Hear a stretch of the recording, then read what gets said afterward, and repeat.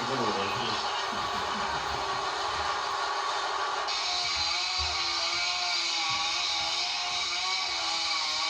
Tegelikult on vedukene mootor saab. Ilma paketiita hammasteta. Tavaline. Võtame. Ilmselt see kett on juba nii lühim seal.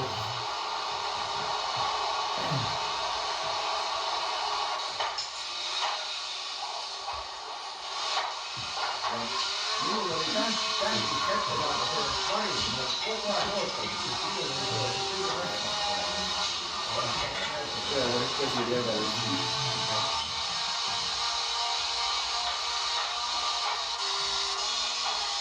Nüüd tuleb see 2 suud.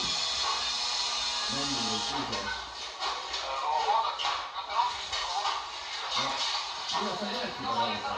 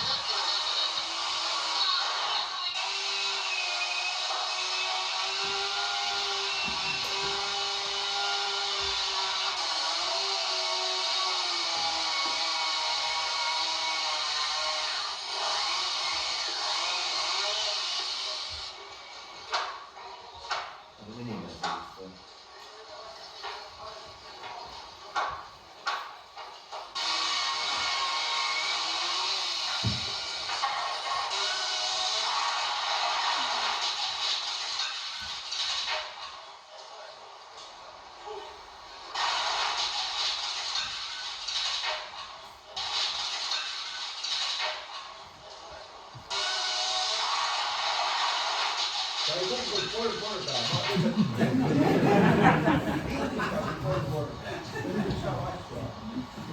Töö ei ole võlus.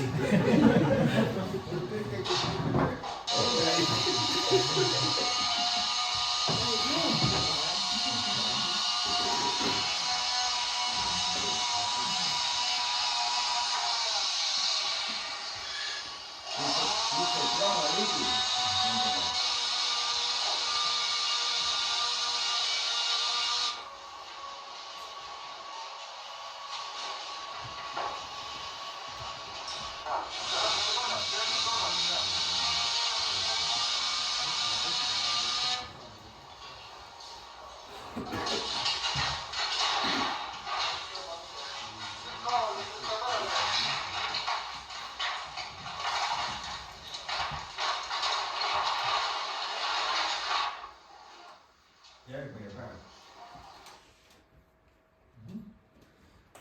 Tuleme. Ja nüüd oli siis see etapp, kus siis jah, nii-öelda katuse eemaldamine lõplikult, et saaks paneelid välja tõsta. Ja mina mäletan vaid sellist episoodi, et Mustamäe varustuses oligi Truuspa mootorsaag. No kuidagi siis see anti Lilleküla teise meeskonna kätte, midagi me sellega pidime saama. Ketas Lõikar oli ka veel. Ahah, no Lilleküla oli ka oma Ketas Lõikar, aga ma mõtlen just, et see Truusmaa mootorsaag oli ise nii suur juba. Jah, ta oli ebamugav. Ebamugav, eks ju, siuke tööriist. Et aga võib-olla Vello, sa saad meil natuke rääkida siin. Lilleküla vist sellest ju operatsioonist osa on võttu, me olime siis juba... Olime katus. Me tegime katuse puhastust ja tegime konstruktsioonid vabaks ja siis pigem me panime minema komandosse. Hirveseks nüriks. Minu meelest neid lasti siis ära, kui viimane keha oli käes. Okay. Ja mina mäletan ka seda, et midagi mingi paneelida, rääkisin kõik mäletas ka seda, et viimaseid hukkunuid siis vedades ja võttes mina ise mäletan, ma ei mäleta kellegiga, aga ma võtsin jalgadest ja tõusin püsti, keha ja mahajalad jäid kaela alla, et noh, paneelid olid ära hakkinud. meie olime siis katusel, kui see all toestati. meil oli see pooleli. sa räägid sellest, kelle tal venisid jalad hästi pikaks, eks ole. venisid, et kuidas ma mäletan, et ma tõusin püsti ja jalad olid kaenla all, aga keha oli endiselt maas ja liikuma. et see oli 18-aastase noormehe siuke esimene tore sündmus.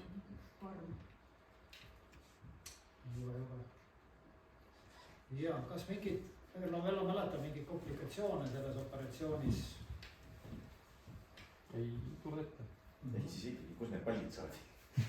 aga jah, palkide lugu, et seal kõrvalt võeti äkki maha kuskilt. ehitused toodi, ehitused ja saati parajaks pikkusele. minu meelest on sedasi, et Tõnis Pajo helistas kuhugile ja siis toodi sealt sellest Viidna või Aegviidu metsadest toodi üks mingi kuus toodi ära.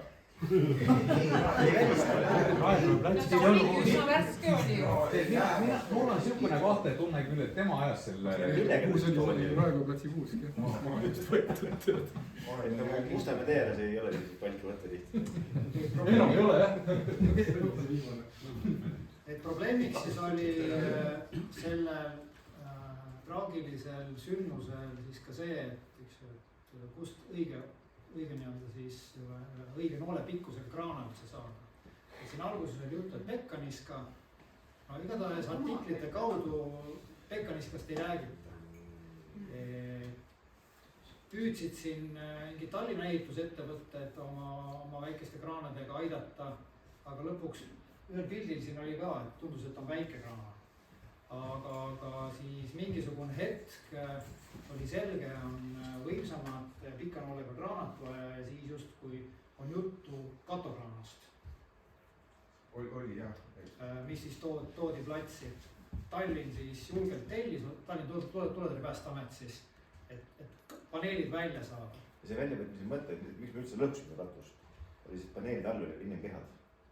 ja paneelid sai välja võtta ainult üles ja üle seina uuesti välja, et siin Via Maxima paralleel, täpselt sama probleem on. pool väriseb sisse, seinad jäävad püsti kõik ja kätte saab ainult asju üle. niimoodi, et tegelikult kraanajalt ei näegi põhimõtteliselt seda esimest tõstemomenti. ja kuidas see trossid alt läbi saab, eks, probleemid. just. ja artiklite järgi käis ka siis selle kohta ka lugu, et kas see oli siis Raul Haaristo versus siseminister või kellegi iganes, et Raul, mina koos Haaristuga käisime linnavalitsuses ja ta ütles, mida te see tellite kurat kraanat, kui teil raha ei ole. ja kirjutasime ajalehes, minu artiklid on seal olemas, ühesõnaga, mida siis tellite, kui teil raha ei ole. Tallinna Tuletõrje Päästeamet. kuidas? Eiki Aarik oli siseminister, minu meelest tema ütles seda. tema ütles seda ka siis jah, võib-olla linn ütles, linna ma ei usu. mis asja? kui sa ütled, et linn või siseminister vist ikka. siseminister ei ole, linn ütles Riigipulgale. ma kirjutasin artiklid, ega kõik seal stendi peal olemas. igatahes ei mõisteta seda päästeteenistuse olukorda, kus on sul ressursse vaja, spetsiaalvahendeid ja siis hakkad, miks selline traagiline sündmus, see on niivõrd siukene. sellel ajal oli koledasti välja väärastunud vaade. kui sa midagi tahtsid saada, siis kohe küsiti, kes maksab. see oli tol ajal komme oli, et kui raha ei olnud, siis sa võisid surnuna ka olla seal maas. ja. võib-olla natuke pehmo küsimus, aga paljudele noortele meestele esimene siuke traagiline sündmus ja noh, jalad eemalduvad kehade küljest, et kuidas nagu mingit psühholoogilist esmaabi teile ka anti või aitas ainult pudelipõhi? tema kirves. see ei olnud olnud samal ööl oli komme kukkunud ka tuleklaasi vahel, kui Rauliga käisime, et kus seesama Rohtla Juka, noh me olime Gerdiga, ilmselt olime suht esimesi huvigalas tööl. ja see oligi esimene sündmus, esimene kukkunuga sündmus ja minu mälupildis on veel see, et noh, jälle tulime teist tagasi ja jälle süüa ei jõudnud. et oli see katusega millegipärast siis õige teema. ta on tegelikult mure, vaata siiamaani alati, kui saan, siis söön. mingi vaid või huvi. Aga mälupildis on see, et see oli kolme hukkunuga ja ühel hetkel mina olin all ja Rohta Jürka üleval karjus ka teid siia. Ja ma läksin siis üles, ütles, et vii alla. Et võtsin siis selle põlenud laiba külle, nii korraks jõudsin tõsta, ütles, et pane maha. Sa ei tea, et hukkunut ei puuduta. Ma ütles, et ise käskisid on ja ütles, et see oli test läbitud. Kert just selle ütles, et tänapäeval selle köögiusuga ilmselt nagu väga kaugele ei tule. ja see kortid võib mõistavad nüüd parem. oota, ma tahan ka öelda nüüd, psühholoog võtab sul pingi ära, kas psühholoog toob sulle raha siia? Kui psühholoog käis Lillekülas, rääkis kloostri Vahtkülas, küsis, kui palju on teil lahutatud, kõik jäid vait ja siis psühholoog ütles, mina olen ka lahutatud, 63-aastane psühholoog. Nii et psühholoog ei võta pinget ära. Kert teab väga hästi seda öelda, kui alati me tulime tagasi, istusime maha, rääkisime suud puhtaks, mingit psühholoogi meil ei olnud ja kellelegi ei maksnud ka selle eest. Nüüd te tellite päästeamet, tellib psühholoogi komandosse, aga mis tegelikult ta maha võtab? Põhiline vist oligi, et pärast... Ja tõesti on väga oluline, et oma vahendid. Absoluutselt, kõik sai selgelt räägitud. Nii lolle küsimusi, nagu Kert Teder ütles. Kui palju teie tahate päästa, Ekspressis ütles Kert. Ei taha, see on meie töö, me selle peale mõtle. Et me tulime tööle selle jaoks, et tahame kedagi nüüd eriti päästa. Mul on need artiklid kõik Kert alles, mida see ütles. Ta ütles õieti seda. Me tulime leiva tüki pärast. See seesmine põlemine põletas palju südimit ära ka, eks või eile ka. Sellepärast me üksteist toetasime. Kahtusime ka. Ja me mõned mäletame, kui rikkast arutasime Absoluutselt. ja oma ette. Kusjuures meil arst oli seal Raua tänaval, see ei ilmunud. Ja teie küsiti nii lolli küsimusi, kas psühholoog kes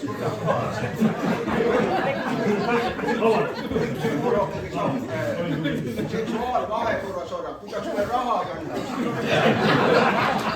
Siis on nüüd midagi. Oleme normaalsed. Te jätsite vaatamata Eesti Televisioonis oli väga head saated, selle alased saated olid. No need viimased, mida kommenteeritakse. Me peame ise hakkama saama. Ja nutta ei ole kellegi, koos nutame. Ei ole ühtegi päeva olnud. Vaata seda kõik, loe need ära ja pildista ja tee järelt. Surm seisab päästjate selja taga. Homme eksam. Siis live, see on meie elu. Et jaa, kui meil vestlusõhtu läbi saab, et siis hea meelega lisake pilt peale nendele artiklitele, mis Johanne see kuku taga on. Inglise, Soome ajakirjandus.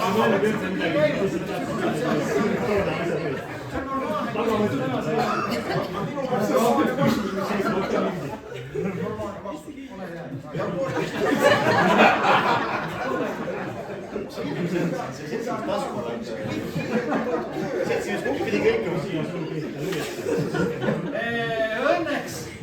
Õnneks või heaks oleme meie siin olemas vähemasti viiekest ja Vello ja paljud. Jah, tõesti me kogesime selle hirmsa sündmus ära ja see, mida Alo nüüd räägib, siis see, kuidas jalad peatasid enda poole ja keha jääb paika, eks ju, see on päris jube. Aga me saime hakkama. Kuidagi moodi, mis iganes tegude kaudu ja tegemiste kaudu ja selles mõttes õnnelikud inimesed oleme. Vot, nii ma mõtlen, kas midagi nüüd sellest etapist sobib veel keegi jagada või küsida, et see oli hea küsimus. Ma võin sulle rääkida, vaata, esimene sündmus oli Palli tänaval. Ainuke muna keegi idee, mis on Nõmmel Palli tänaval. Seal oli 3 laipa. Ja mina ei saanud aru, miks pärast sellel suvisel ajal seal naisterahval hinnas käest ära tuli. Et ma ei saanud seda käega välja tõmmata. mõtle, mis tal kinnas seal oli. Mis kinnas see oli? Kinnas. Gert Alo Villu on veel midagi. seal katusel on olemas see kirves on tõesti see nii-öelda märksõnast, et mina mäletan mingi aeg, et ma ei jõudnud teda käes hoida. Küll vahetasid kätte, proovisid ühe käega ja teise käega. Nüüd see Karl on psühholoogi. Ja kamp, mida me kasutasime, sama sarnane, on siin meil trepikoja, tähendab siin enne trepikojas jah, nurgas niimoodi, millega siis seal ka keegi siis seal niimoodi lammutas.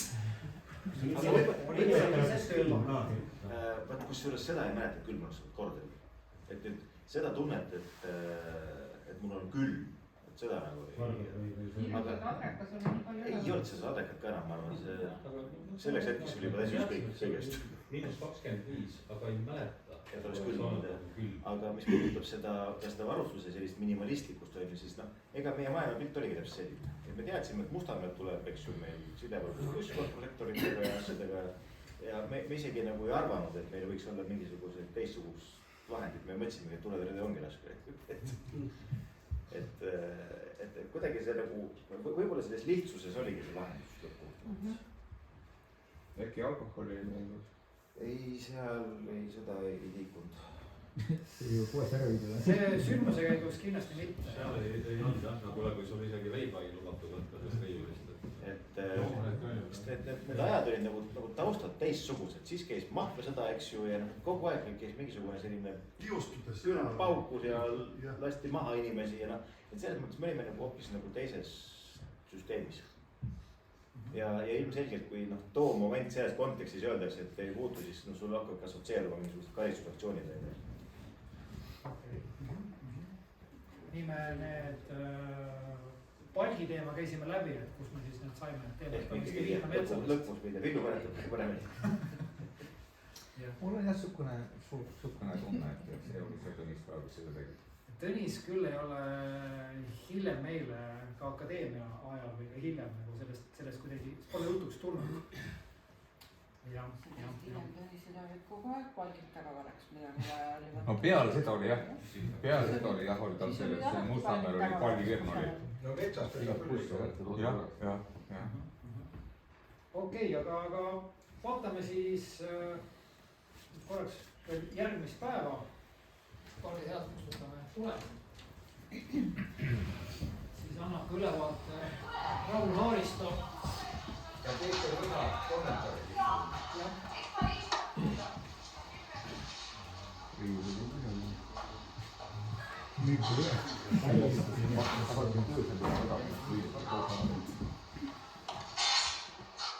Ühe jooksul saati kõik paneelid kätte.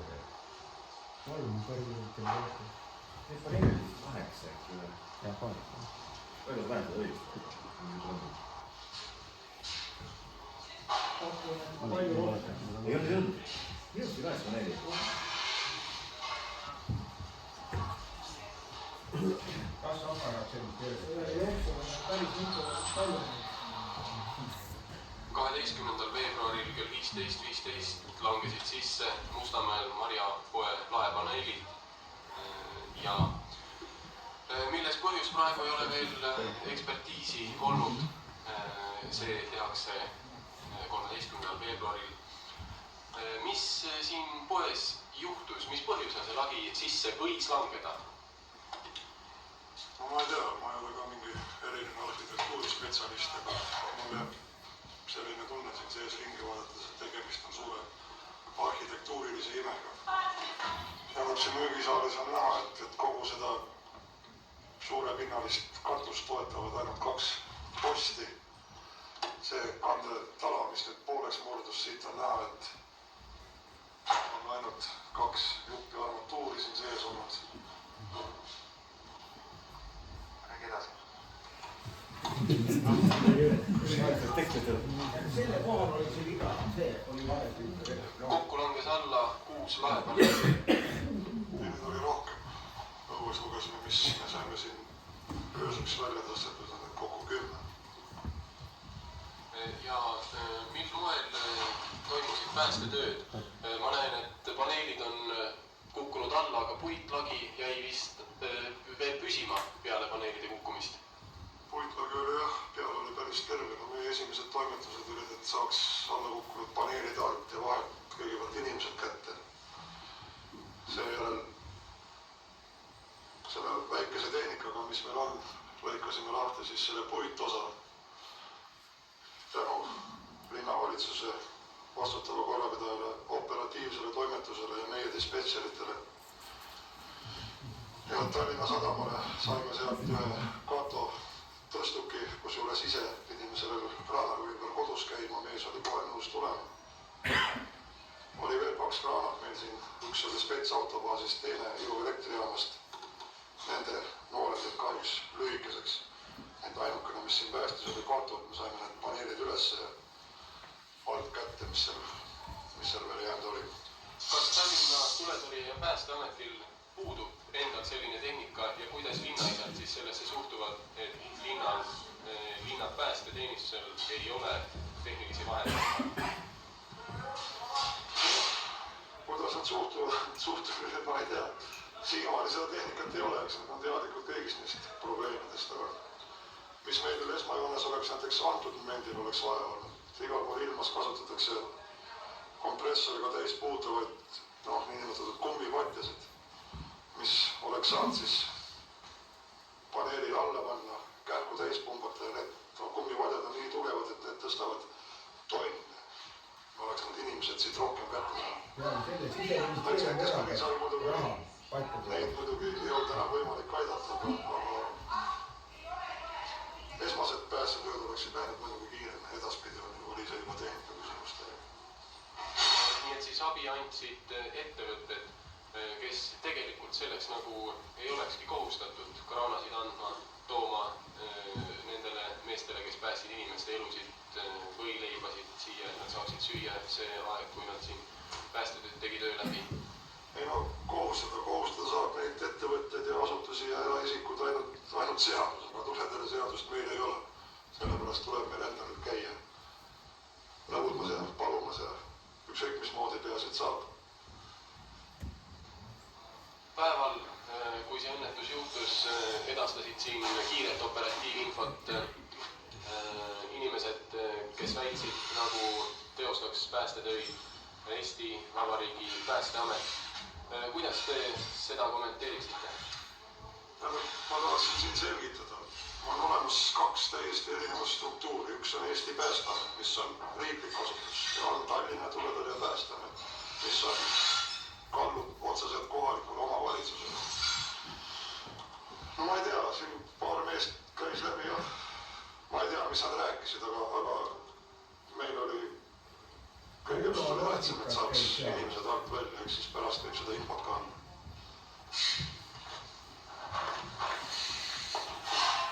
Mis kell võeti viimane kannatanu paneelide alt välja?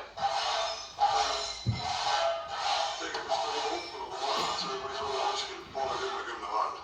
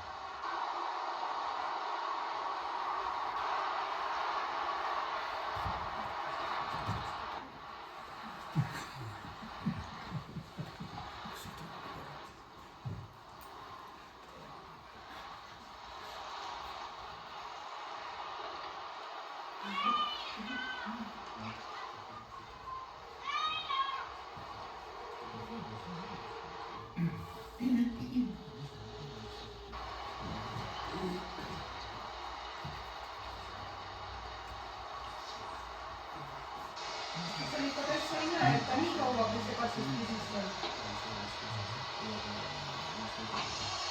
jah.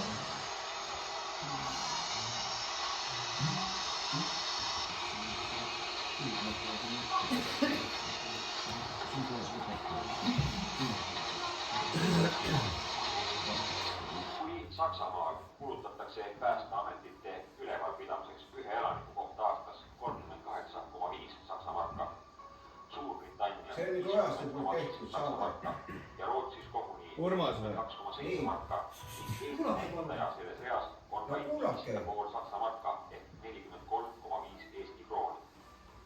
Riigiisadele ja poliitikutele meeldib rääkida Eestimaa minekust Euroopasse ja seista oma rahvaga lippude all.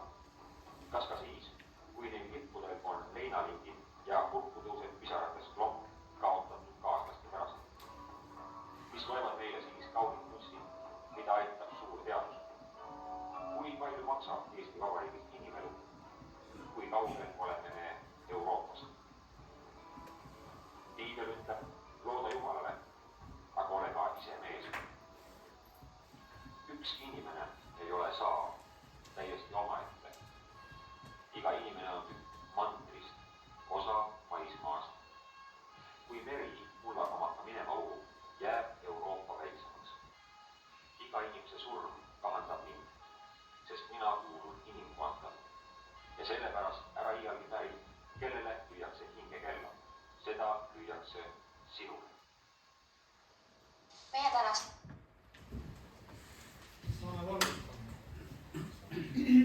Et kommenteerige siis neid kaadreid, mida Ojast on filminud ja neid saateid.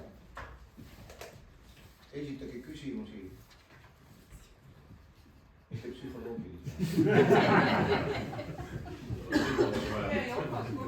mis sul naine tegi? Kas sa saad aru? Kuule, Urmas, võtame selle teema maha.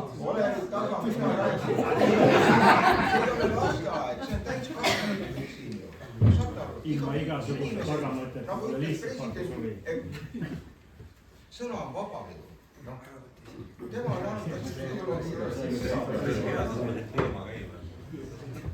nii, räägi nüüd sina. Ja võta see nüüd kokku. Et jah, seal olid, paistsid olema kahes viirus, siis paneelid selle alla kukkunud tala peal, mis kukkusid siit tõkk. oota, aga mis leti juures need valge kukkusid? Lihalett oli. Lihalett? Siis seiske alati õlleleti juures seal. seal oli 6 12 meetri pikkust paneeli, alla kukkusid pooleks. 6 12 meetrit paneeli. Keskmine tala. ja siis oli niimoodi, et need paneelid kukkusid ühesõnaga nagu pooleks suuremalt ja. Kui sa nii ütled, jah. See, kui te kohale jõudsite, kas niisugused nagu tänapäeva toimingud, et elektri välja, gaas välja, kommunikatsioonid, kas selle peale nagu jõudi mõelda või kuidas need sündisid? Kindlasti keegi mõtles. Elekter oli väljas vist. Kõik juhkud oli katki, mis seal annab. Tagapingi meestel mõtlesin. sellel ajal sellistele tulekahjudele või ütleme sellistele sündmustele tulekahjude näol hoonetele sõites nii palju elektri peale ei mõeldud üldse. Mõtlesin, et kommunikatsioonid. Aga kuna teil mingi esimene ehitusekspert kaasati, kes nagu nõu hakkas andma või panite kõike puusalt kuni ööni välja? Sellist asja ei jõudnud. Sellist meest ei olnud. Ma pakun jah, et see, me lõpuni ju ei tea, eks ju, sest et meie läksime siis, lõpetaksime, kui see viimane keha kätte saadi ja siis ka kraana ei, kas seda nüüd viimased nädalad? Kes see komando oli, kes nagu ukse kinni pani? No me pidime valgust näitama. Aga Vello, te olite ju kõige viimasena seal. Kui kaua teil see kogu see üritus siis veel kestis? Meil oli veel see, et kui kõik ära oleme, me pidime näitama müüjatele, nad tahtsid kogu kauba sinna taha lattu vedada ööseks, et nad ei taha palvesse jääda. Nii et läks niimoodi ööl. Hommikuks saime sealt tagasi mingil ajal, ma ei mäleta täpselt. Okei.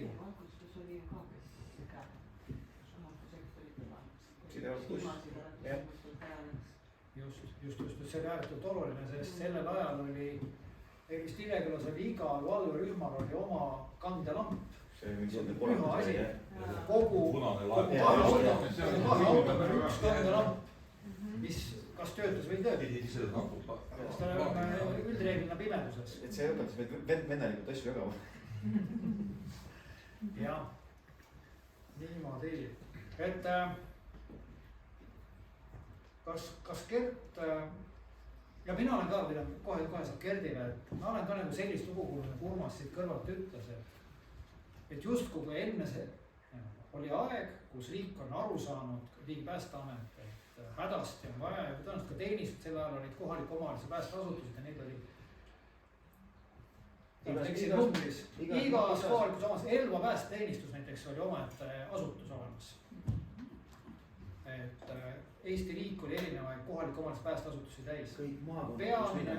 peamine oli siis riigi päästeamet, kes siis püüdis suunda näidata ja justkui on räägitud, et riik või tähendab amet on andnud nii-öelda siis oma soovid kõik teada ja Riigikogu pole teema.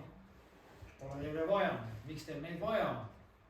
Ehk siis see on nagu minu mälus on see sündmus, kus läbi vere ja hukkunute hakkasid asjad muutuma. kus siis saadi selgelt aru, et on hädasti erinevaid päästevahendeid vaja avariipäästetöödele, on need siis pneumaatilised, on hydraulilised, erinevad saed, lõikurid ja nii edasi, toestus, talalahendused ja kahjuks minu teada oli selle sündmus. ja Gert, võib-olla mõne sõnaga saad sina siin nüüd rääkida, sa oled selline peale akadeemia lõpetamise käigus siis tegid oma lõputöö, see baseerus sul Marjapoe varinguõnnetusel ja hiljem siis ka päästeametnikkonnas hakkasid päästeametis ajama kogu seda varustusarendust. et millised olid need siis need esimesed tegevused ja kuidas need asjad sinu vaatest nagu liikuma läksid? selles mõttes siin nüüd jooksid kokku mitmed asjad, et sellise Nõukogude Liidu lapsena ma olin midagi õppinud saksa keelt. see oli nagu oluline momentum selles, et sellise käretäiega, võib-olla Raul Aristot mäletate ka Kevades. suur, kui filmidebüüt oli Kevade filmis, eks ju. ja Raul on väga raske oskada, eks ju. jah, siiamaani, Raul Aris. ja mingisugusel, seda ma ei mäleta, kuidas nagu ka Tedel jõudis selle punkti seal Kilvõnnik otsas, et teeks lõputöö sellest kõigest. sa olid siis esimese kursusega tehtud? jah, käinud koolis juba täpselt 5 kuud aega. aga piisavalt arenenud, et maailma päästma hakata. ja nendele lastele annaks tõesti täna rihmaga, kes seal nagu möllu tegid.